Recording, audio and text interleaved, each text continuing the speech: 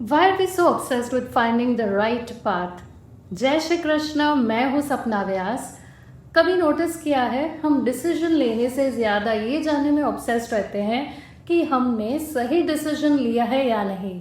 सही करियर, सही रिलेशनशिप, सही डाइट, सही वर्कआउट, सही स्पिरिचुअल प्रैक्टिस, हर जगह हमें एक आंसर चाहिए, what is the right path. और जब दो ऑप्शंस हो और दोनों ही अच्छे लगे तो हम पूछते हैं इन दोनों में से बेटर कौन सा है। इंटरेस्टिंगली भगवद गीता के चैप्टर 12 की शुरुआत भी एक ऐसे ही सवाल से होती है। अर्जुन कृष्ण से बहुत गहरा सवाल करते हैं और मुझे लगा ये सवाल सिर्फ अर्जुन का नहीं है, ये सवाल हम सबका है। मैं भी भगवद गीता को समझने की जर्नी पर हूँ। मैं जो पढ़ रही हूँ, जो सीख रही हूँ और जो मुझे अपनी एवरीडे लाइफ से कनेक्ट होता हुआ नज़र आ रहा है वो आपके साथ मैं शेयर करना चाहती हूँ। तो समझते हैं भगवद गीता के चैप्टर 12 को, भक्ति योगा। भगवद गीता के पिछले चैप्टर्स में कृष्ण अर्जुन को कर्मा, ज्ञान, आत्मा और डिवाइन रियलिटी के बारे में बताते हैं। अब अर्जुन के मन में एक बहुत इम्पॉर्टेंट सवाल आता है, अगर मुझे डिवाइन से जुड़ना है तो मैं कैसे जुड़ूं? क्या मैं कृष्ण को एक पर्सनल फॉर्म के रूप में मानकर प्रेम और भक्ति के साथ उनसे जुड़ूं, या फिर मैं उस अल्टीमेट रियलिटी को समझने की कोशिश करूं जो फॉर्मलेस है, जिसका कोई पर्टिकुलर रूप नहीं है।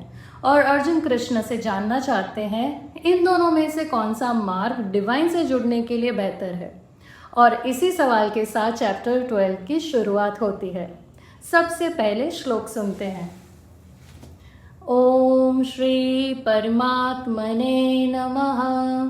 श्रीमद्भगवद्गीता अथ द्वादशोऽध्यायः। अर्जुन उवाच एवं सततयुक्ता ये भक्तास्त्वां पर्युपासते ये चाप्यक्षरमव्यक्तं तेषां के योगवित्तमाः। एवं सततयुक्ता ये भक्तास्त्वां पर्युपासते ये चाप्यक्षरमव्यक्तं तेषां के योगवित्तमाः। अब इसका सबसे सिंपल मीनिंग समझते हैं। अर्जुन कृष्ण से पूछते हैं, कृष्ण, जो लोग आपसे कॉन्स्टेंटली डिवोशन और प्रेम के साथ जुड़े रहते हैं और जो लोग एक फॉर्मलेस डिवाइन रियलिटी के साथ जुड़े हैं, तो इन दोनों में से बेहतर तरीका कौन सा है? फॉर्म का मतलब है आप डिवाइन को एक पर्सनल प्रेजेंस के रूप में एक्सपीरियंस करते हैं। जैसे कृष्ण, आप कृष्ण को याद कर सकते हैं, उनसे प्रार्थना कर सकते हैं, उनसे बात कर सकते हैं, उनके साथ एक पर्सनल रिलेशनशिप फील कर सकते हैं। आपके लिए डिवाइन एक पर्टिकुलर फॉर्म है, एक नाम है, एक रूप है जिसके साथ आप अपनी भक्ति और प्रेम का संबंध बना सकते हैं। और फॉर्मलेस का मतलब है आप डिवाइन के साथ किसी एक नाम, फेस या फिजिकल फॉर्म तक लिमिट नहीं रहते हैं। आप उनके साथ अल्टीमेट रियलिटी को कंटेम्पलेट करने के लिए कोई एक शेप नहीं ढूंढते जो अनमैनिफेस्ट है, जिसको हमें कोई रूप या फिर किसी भी एलिमेंट में हम देख सकते हैं। इसका सिंपल एग्जाम्पल समझने के लिए, मान लीजिए आप किसी पर्सन से डीपली कनेक्टेड है।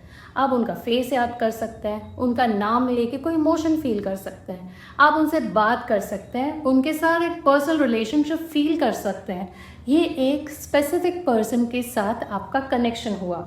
अब दूसरी पॉसिबिलिटी सोचिए, आप कॉन्शियसनेस इटसेल्फ को समझने की कोशिश करते हैं।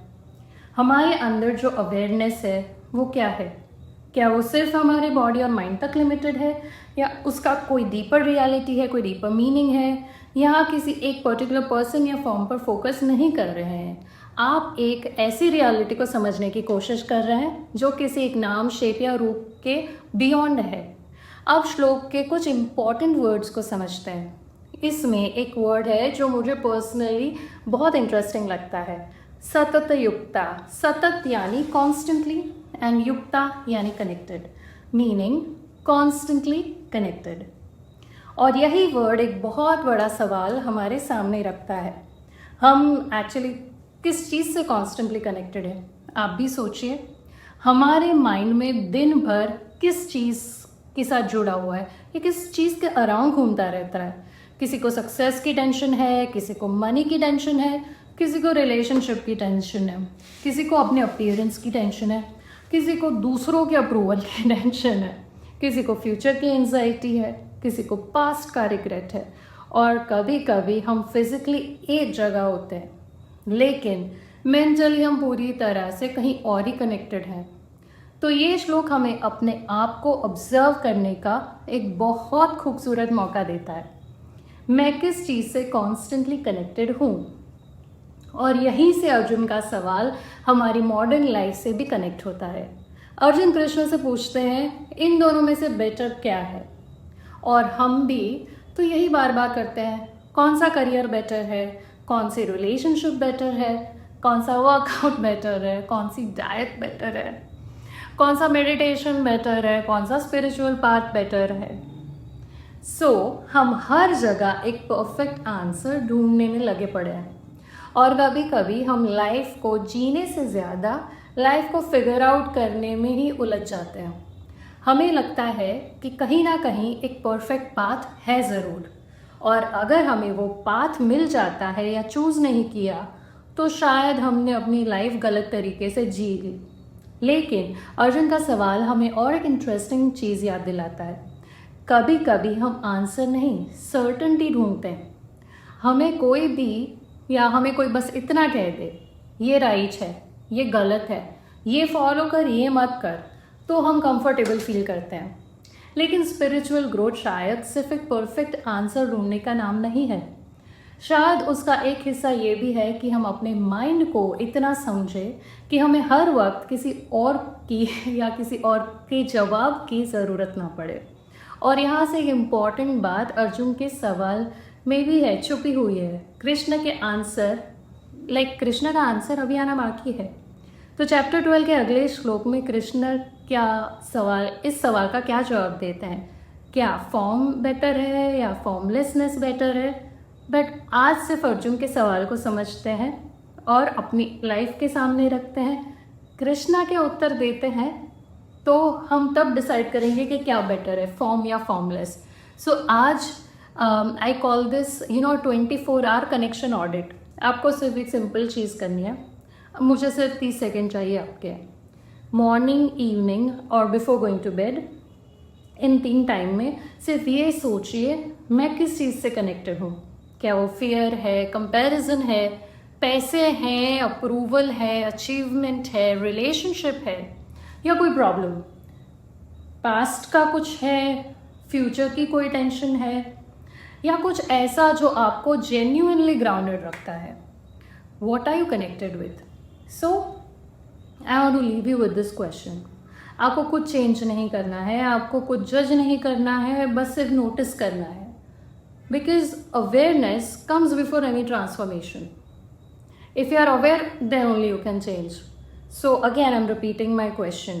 आज का सवाल आपके लिए ये है, मैं अपनी लाइफ में एक्चुअली किस चीज़ से कॉन्स्टेंटली कनेक्टेड हूँ? इसका आंसर अगर आप कंफर्टेबल हैं तो कमेंट सेक्शन में भी दे सकते हैं। और मुझे जेन्युइनली जानना है कि इस श्लोक को सुनने के बाद आपको अपनी लाइफ के बारे में क्या रियलाइज़ हुआ। अगर आप भी मेरे साथ भगवद गीता को एक एक श्लोक करके समझना चाहते हैं तो चैनल को ज़रूर सब्सक्राइब कीजिए और मेरे साथ आप भी सीखिए एक श्लोक, एक सवाल का उत्तर और लाइफ को देखने का एक नया नज़रिया। कल मिलते हैं चैप्टर 12 के अगले श्लोक के साथ। जय श्री कृष्णा।